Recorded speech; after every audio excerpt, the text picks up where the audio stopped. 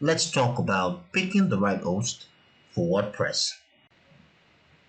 Hosting is an absolutely crucial and important element for making a website or application accessible to the public. You see, your hosting, which is your server, is like the engine that runs your website. On the server resides your database, your server-side scripts, and whatnot.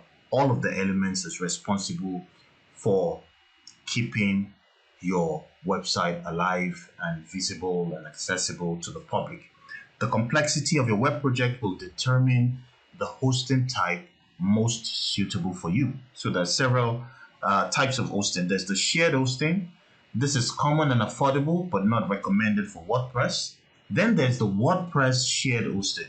This is the basic entry level recommended for hosting any WordPress site, best suited for small scale WordPress site or beginner sites. Another thing that is worthy of note is that shared hosting is highly not recommended for WordPress. And I'll touch on that in a bit. You see, shared hosting is for an absolutely basic website, HTML based website.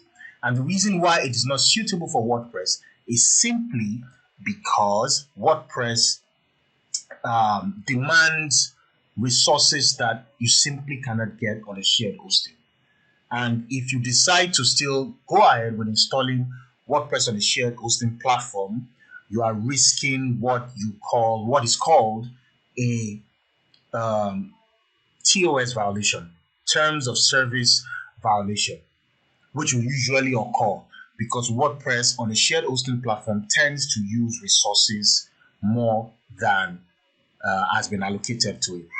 For WordPress shared hosting, on the other hand, it is an absolute